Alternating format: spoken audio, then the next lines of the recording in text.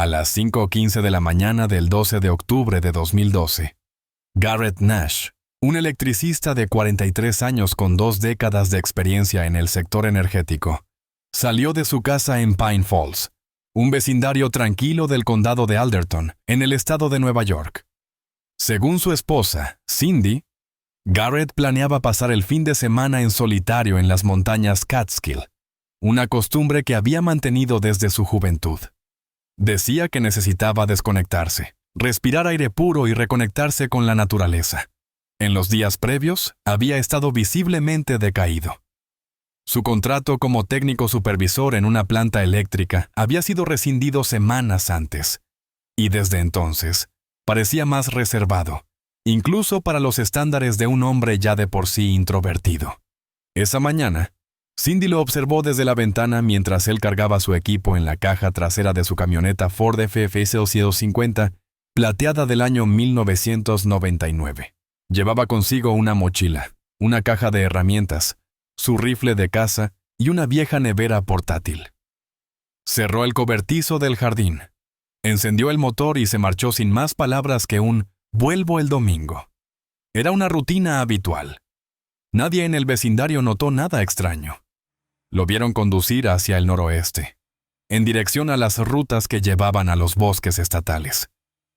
Después de eso, no se volvió a saber nada de él. El lunes siguiente, al no tener noticias, Cindy llamó a su cuñado para preguntarle si Garrett se había comunicado. Al recibir respuestas negativas, se dirigió a la comisaría local, presentó una denuncia por desaparición y al día siguiente se inició la búsqueda. Durante los primeros días, la hipótesis más aceptada era que Garrett había tenido un accidente en el bosque. Aún así, desde el principio, hubo pequeñas cosas que no encajaban. Por ejemplo, la lista de visitantes del parque estatal donde supuestamente iba a cazar no incluía su nombre. Tampoco había registros de su entrada en las casetas de control de caminos forestales. Conforme pasaban las horas, se intensificaron las labores de búsqueda. Participaron voluntarios, equipos de rescate y perros rastreadores. También se utilizaron drones térmicos y helicópteros. Nada. Ni huellas, ni restos, ni señales. Su camioneta no aparecía. Su teléfono celular permanecía apagado. Ninguna de sus tarjetas había sido utilizada.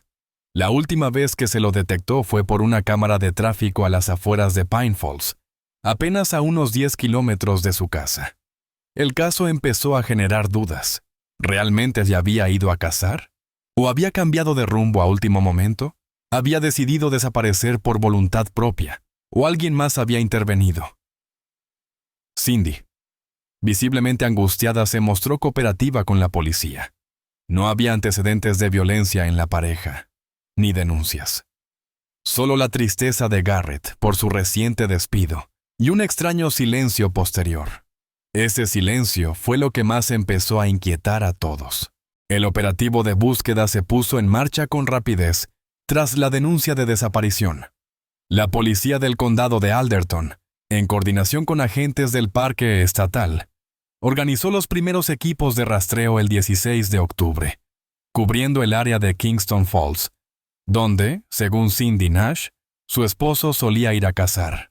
La zona era extensa, densamente arbolada y atravesada por viejas rutas de acceso de uso exclusivo para cazadores con permisos vigentes. A pesar de su popularidad estacional, en ese momento del año el flujo de visitantes era escaso. Las temperaturas nocturnas ya descendían por debajo del punto de congelación, lo que aumentaba la urgencia de la operación.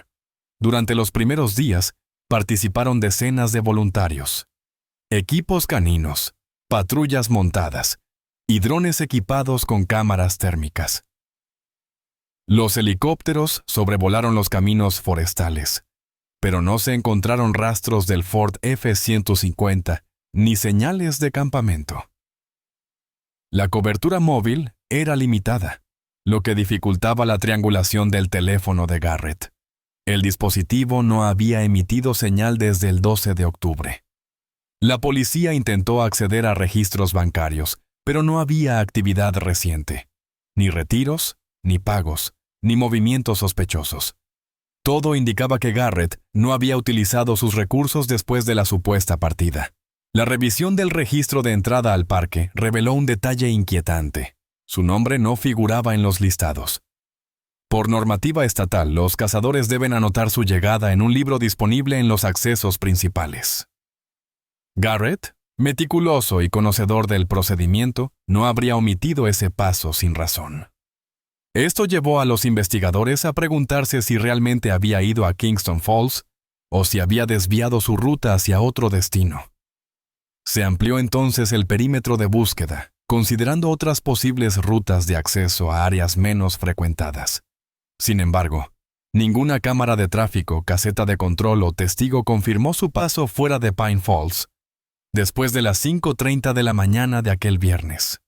Internamente, comenzaron a surgir hipótesis alternativas. Aunque en público se mantenía la versión de un excursionista perdido, algunos agentes plantearon la posibilidad de una desaparición voluntaria.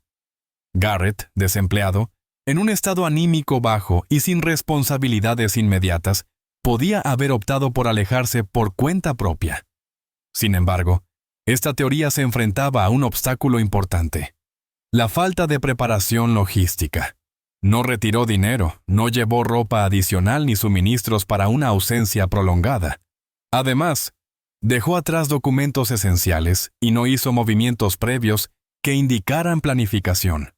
Mientras las búsquedas continuaban sin resultados, la incertidumbre crecía en su entorno más cercano. Amigos y familiares colaboraban, pero comenzaban a aparecer tensiones. La frustración de no obtener respuestas se reflejaba en la actitud de Cindy, quien, aunque mantenía una postura colaborativa, mostraba signos visibles de agotamiento emocional. Su comportamiento se volvió más reservado, evitaba preguntas insistentes y se refugiaba en la rutina doméstica. Cuando se le preguntó por detalles menores, como el tipo de ropa que llevaba Garrett ese día o la ruta exacta que mencionó, sus respuestas eran vagas o contradictorias. Este hecho, aunque no incriminatorio por sí mismo, llamó la atención de algunos oficiales. Para finales de octubre, el operativo entró en una fase de baja actividad. Sin pistas nuevas, y ante la falta de pruebas de delito, las autoridades empezaron a contemplar el archivo provisional del caso. Fue entonces cuando Cindy reveló un dato que, hasta ese momento, había decidido mantener en reserva. El 2 de noviembre de 2012, poco antes del mediodía, Cindy Nash acudió a la comisaría local con un sobre entre las manos. Según su declaración, lo había recibido esa mañana, sin remitente, procedente de una oficina postal en Buffalo. En su interior, había una sola hoja de papel doblada en 3 partes. El texto, breve y sin firma, decía: «Me fui. Necesito paz. No me busques». La policía escaneó cuidadosamente el contenido, analizando tanto la composición del papel como la tinta utilizada. No había huellas dactilares, ni rastros identificables. Sin embargo, la mención del nombre de Cindy como destinataria directa y la fecha del matasellos provocaron nuevas especulaciones. Lo más llamativo fue el estilo de escritura. Según Cindy, el mensaje estaba escrito con la caligrafía de Garrett. Ella sostuvo que reconocía la inclinación de las letras, el trazo firme de algunas palabras clave y ciertos giros gramaticales que él solía emplear.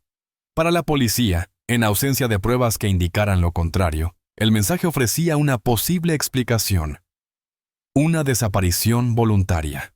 El tono escueto del escrito, carente de emoción o justificación, fue interpretado por algunos investigadores como un intento de cierre. Otros, sin embargo, lo vieron como un ardid, una forma de desviar la atención o poner fin a la búsqueda activa. La recepción de la carta tuvo consecuencias inmediatas en el curso del caso.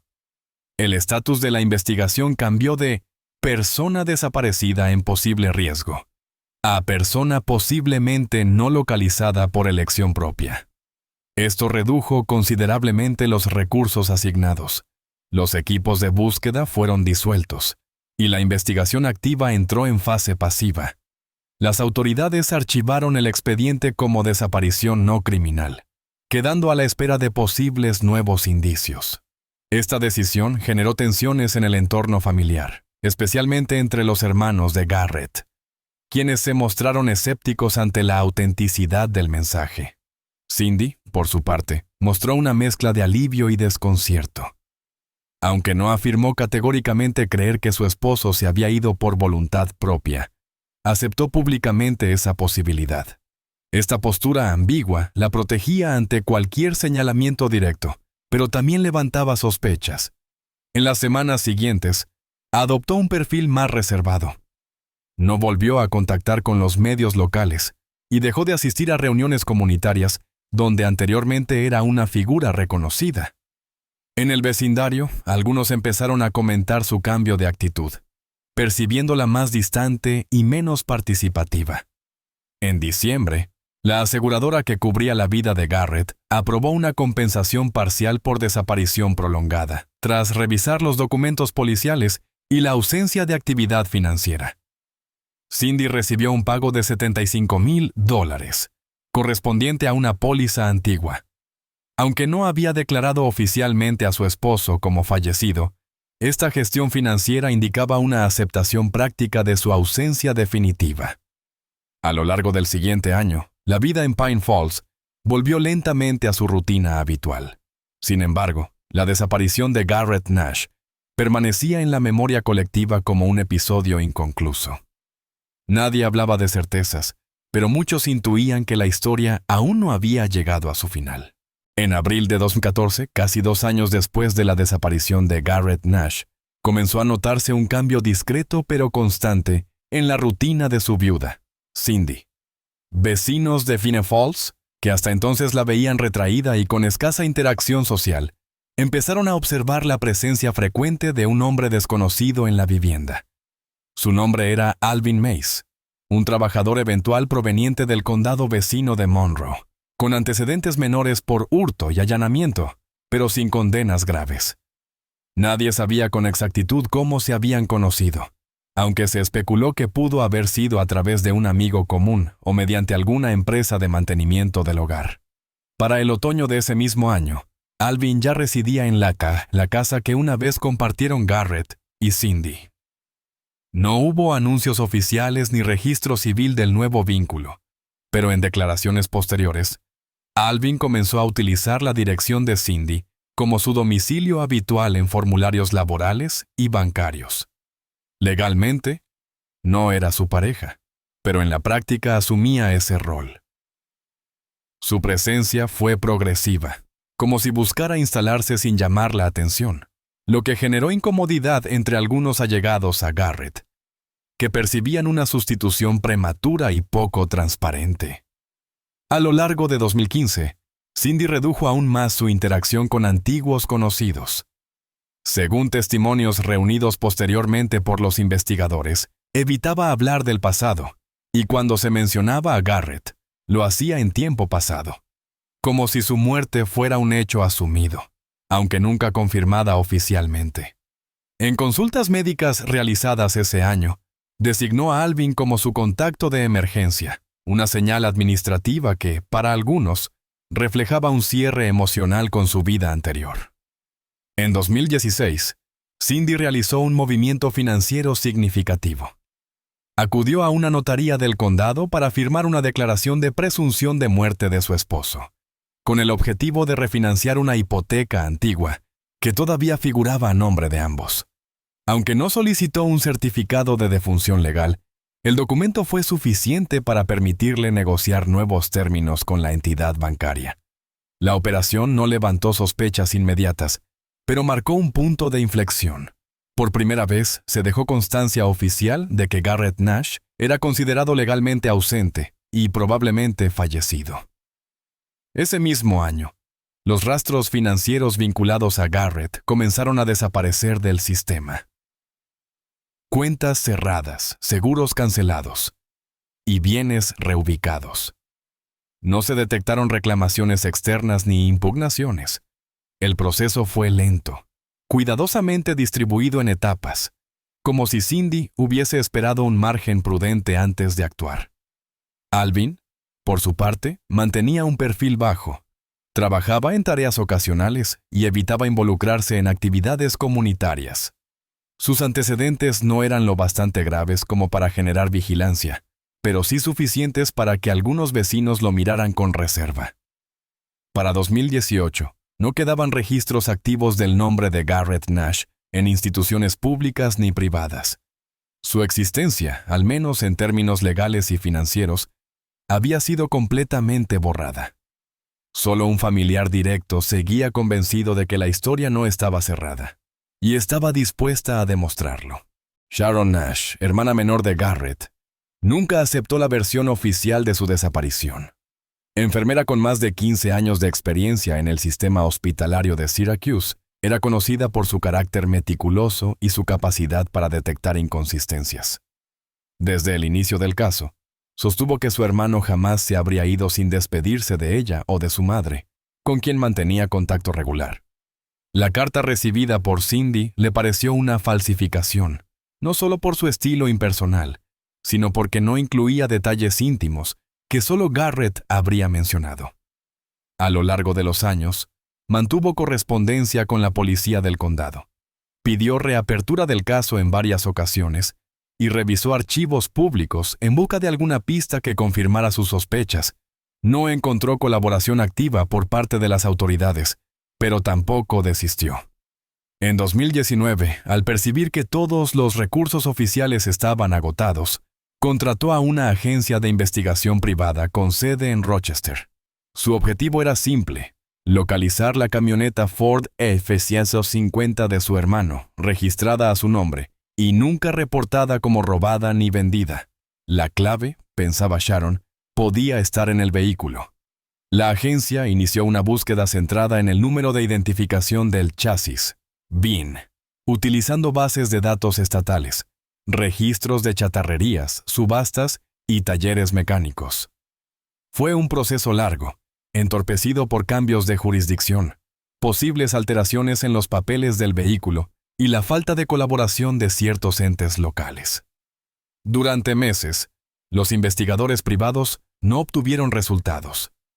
No había registros de inspección reciente, ni ventas legales, ni reportes de accidentes asociados al número de serie. Esta ausencia de datos no hacía más que reforzar la hipótesis de Sharon. La camioneta no había sido destruida ni abandonada, sino probablemente ocultada o modificada para evitar su rastreo. La posibilidad de que alguien la estuviera utilizando bajo otra identidad se volvió la línea principal de investigación. En paralelo, Sharon recopiló información sobre Alvin Mays, descubriendo que sus antecedentes eran más extensos de lo que inicialmente se creía. Aunque no existía conexión oficial entre él y Garrett, su aparición repentina en la vida de Cindy coincidía con la liquidación de los últimos activos a nombre de su hermano. El punto de quiebre llegó en mayo de 2020, gracias a un hecho fortuito. En un control de tráfico rutinario en las afueras de Jamestown, un hombre fue detenido por circular con matrículas vencidas. Viajaba solo, sin documentación personal, y presentó una versión contradictoria de su identidad. La policía local, al verificar el número de chasis del vehículo, descubrió que correspondía a una Ford F-150 registrada a Garrett Nash. Ante la incongruencia, el conductor fue arrestado para identificación. El hallazgo reactivó el caso de inmediato. Las autoridades del condado fueron notificadas y Sharon, tras años de espera, recibió la confirmación que buscaba. La camioneta de su hermano seguía en circulación. Ahora, el siguiente paso era descubrir quién la conducía y cómo había llegado a sus manos. El 27 de mayo de 2020, oficiales estatales detuvieron un vehículo por circular con placas vencidas en una carretera secundaria, al sur de Jamestown, Nueva York. El conductor, un hombre de unos 50 años, viajaba solo. No portaba documentos identificativos y ofreció explicaciones vagas sobre su procedencia y destino. Alegó llamarse Daniel Marks, un nombre que no correspondía a ninguna licencia válida en el estado. Al revisar el número de identificación del vehículo, los agentes descubrieron que se trataba de una Ford F-150, modelo 1999, registrada a nombre de Garrett Nash, reportado como desaparecido en 2012. El hallazgo generó una alerta inmediata en el sistema. El hombre fue detenido por suplantación de identidad y posesión de un vehículo vinculado a una investigación abierta. Una vez trasladado a la comisaría local, se le tomaron huellas dactilares que revelaron su verdadera identidad: Alvin Mace, actual pareja de la viuda de Nash. La revelación marcó un giro decisivo en el caso. La reaparición del vehículo, en manos de una persona vinculada emocional y legalmente con Cindy Nash, reabrió formalmente la investigación sobre la desaparición de Garrett. Las autoridades ordenaron un registro completo del automóvil, que había sido repintado y presentaba números de chasis parcialmente limados, en un intento evidente por ocultar su origen. Durante la inspección, los técnicos forenses hallaron varios elementos de interés. Bajo el asiento del conductor se encontraba una billetera de cuero desgastado que contenía una tarjeta de afiliación sindical a nombre de Garrett Nash, una fotografía de él junto a Cindy tomada años atrás en una reunión familiar, y un recibo de combustible fechado el 13 de octubre de 2012 en una estación de Binghamton, a unos 300 kilómetros de Pine Falls. Ese dato era especialmente relevante. Se trataba del día posterior a la supuesta partida de Garrett hacia las montañas. Según los registros, en ese momento ya se había perdido contacto con él. La presencia de un recibo de esa fecha y lugar sugería que el vehículo, y probablemente su propietario original, nunca llegó al destino mencionado en la versión inicial de los hechos. La existencia de esos objetos personales en el interior del automóvil rebatía la posibilidad de una simple transferencia del vehículo. Indicios como la fotografía y el recibo implicaban continuidad de uso, o al menos posesión directa tras la desaparición. Los investigadores interpretaron estos hallazgos como señales de encubrimiento deliberado. Además, los intentos de ocultar la identidad del vehículo fortalecían la hipótesis de un acto planificado para desviar la atención de las autoridades. Con la evidencia reunida, se solicitó una orden judicial para registrar las propiedades asociadas a Cindy Nash, incluidas antiguas residencias y almacenes. El caso, que durante años había sido considerado cerrado en términos prácticos, cobraba una nueva dimensión. Las autoridades ya no hablaban de desaparición, sino de posible crimen encubierto. Para la familia Nash, especialmente para Sharon, el hallazgo no representaba un cierre, sino el inicio de una verdad largamente esperada. Tras el hallazgo del vehículo en manos de Alvin Mace, las autoridades centraron su atención en las propiedades vinculadas a Cindy Nash. Con una orden judicial, el 4 de junio de 2020, se llevó a cabo una inspección en la antigua residencia conyugal de los Nash en Pine Falls, actualmente habitada por una familia que la había adquirido en 2018. Entre los documentos archivados durante la venta, se conservaban registros de llaves antiguas, y una de ellas, encontrada en el cajón de herramientas del apartamento de Cindy, correspondía al cobertizo ubicado en la parte trasera del terreno, una estructura pequeña de madera que apenas había sido modificada desde su construcción original. Los investigadores forenses accedieron al cobertizo sin alterar su estructura, y a Sala, ya al inspeccionar una de las paredes internas, detectaron una sección hueca detrás de un panel de madera contrachapada. Al retirarlo, descubrieron un compartimento oculto con elementos deteriorados y residuos que fueron analizados. Las pruebas confirmaron la presencia de rastros compatibles con Garrett Nash, y un estudio posterior confirmó que el perfil genético coincidía con el de Garrett Nash. Además, se encontraron fibras capilares humanas de color y características consistentes con las de la víctima. La localización de estos indicios en un lugar tan específico y fuera del uso habitual del nuevo propietario descartaba la posibilidad de contaminación posterior. Junto al compartimento se halló un pequeño baúl metálico enterrado superficialmente, cuyo contenido fue descrito por el equipo de criminalística como altamente relevante para la reconstrucción de los hechos. En su interior había pertenencias personales de Garrett, su credencial de cazador, un reloj de pulsera roto con la correa desgastada y un par de botas de montaña que correspondían a las descripciones aportadas por su hermana. Ninguno de estos objetos había sido mencionado en el inventario presentado por Cindy al declarar la desaparición. Para los fiscales, esto constituyó una omisión deliberada. La hipótesis de que Garrett había salido de su casa la mañana del 12 de octubre de 2012 perdió validez ante las nuevas pruebas. Todo indicaba que no abandonó el terreno ese día y que, en algún momento antes o después del amanecer, sufrió un hecho violento dentro del cobertizo.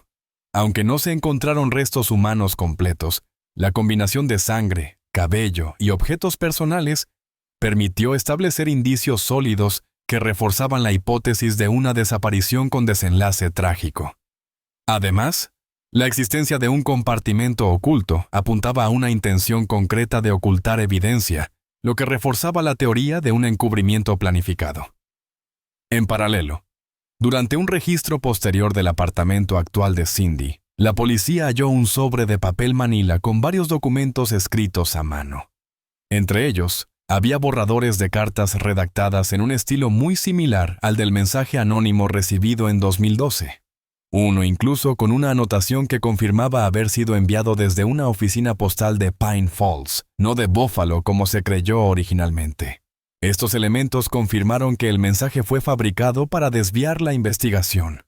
Con las pruebas reunidas, las autoridades emitieron órdenes de arresto contra Cindy Nash y Alvin Mays. El caso, que durante años había permanecido en la sombra, avanzaba finalmente hacia los tribunales. En enero de 2021, el caso de Garrett Nash llegó finalmente a juicio en el Tribunal del Condado de Alderton.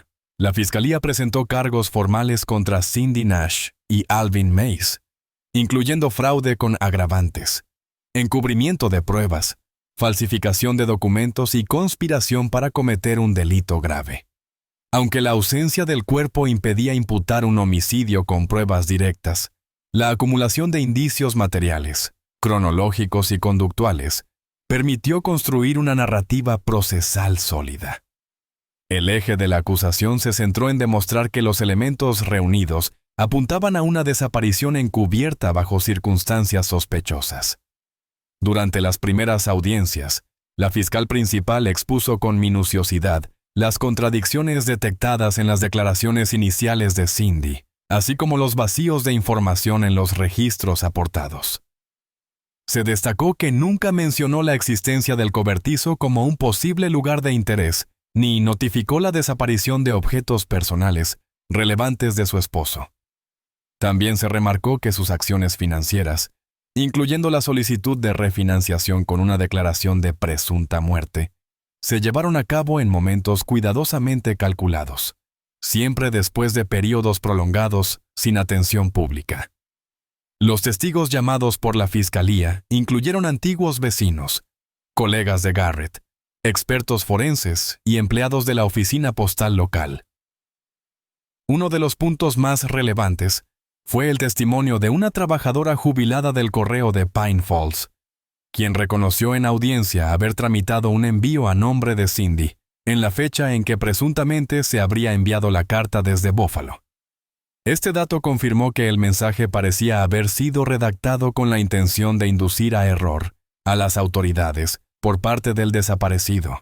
El comportamiento de Alvin Mays también fue examinado con detenimiento. A pesar de sus intentos por mantenerse al margen durante los primeros años tras la desaparición, la posesión del vehículo oculto, su repintado y la eliminación de elementos identificativos fueron presentados como actos conscientes de ocultamiento. Además, la fiscalía sostuvo que su presencia constante en la vivienda de Cindy desde 2014 y su implicación en actividades domésticas y financieras compartidas evidenciaban una relación establecida antes de la desaparición de Garrett. Un antiguo compañero de trabajo de Cindy testificó que ya en 2012, ella mencionaba sentirse encerrada en su matrimonio y mantenía contacto frecuente con alguien fuera de su círculo habitual. La defensa, por su parte, centró su estrategia en la ausencia de cuerpo. Alegaron que las pruebas eran circunstanciales y que ninguna demostraba un hecho letal. Argumentaron que los indicios encontrados podían deberse a una pelea doméstica o un accidente no denunciado por miedo a represalias.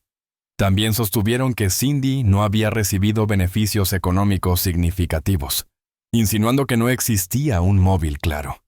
Sin embargo, el jurado encontró consistencia en la exposición fiscal.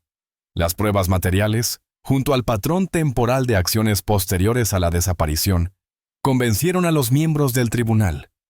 Al finalizar las deliberaciones, ambos acusados fueron declarados culpables de conspiración, fraude y encubrimiento de delito.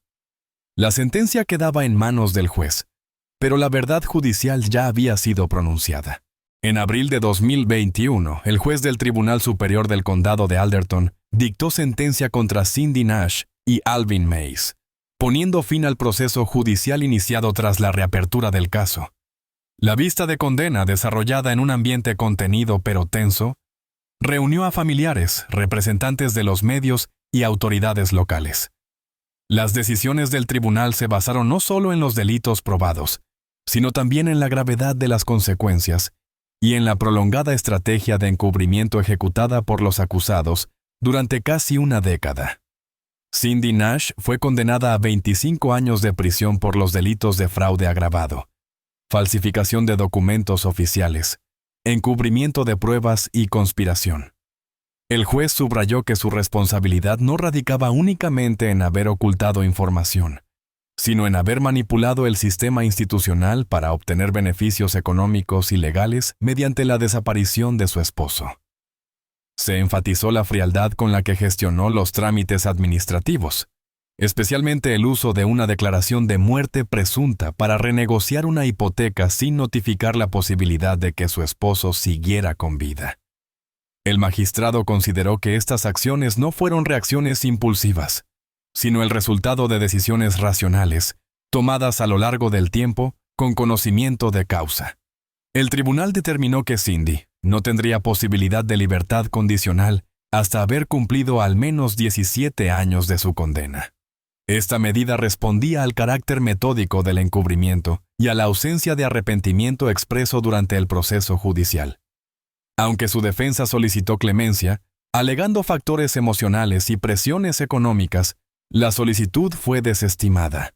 La sala consideró que existieron alternativas legales y morales que fueron deliberadamente ignoradas. Alvin Mays fue sentenciado a 14 años de prisión por su participación en el encubrimiento, alteración de pruebas y utilización ilícita de bienes pertenecientes a una persona desaparecida. Aunque no se le imputó el diseño original del plan, su rol fue considerado esencial para mantener la narrativa construida tras la desaparición. La posesión del vehículo con el número de serie manipulado, el uso de una identidad falsa y su vinculación directa con los objetos personales hallados en el interior del coche fueron elementos clave para sustentar la condena. El juez también ordenó que ambos condenados no pudieran establecer ningún tipo de contacto entre sí durante su tiempo en prisión. La sentencia fue recibida con discreta satisfacción por parte de la familia Nash.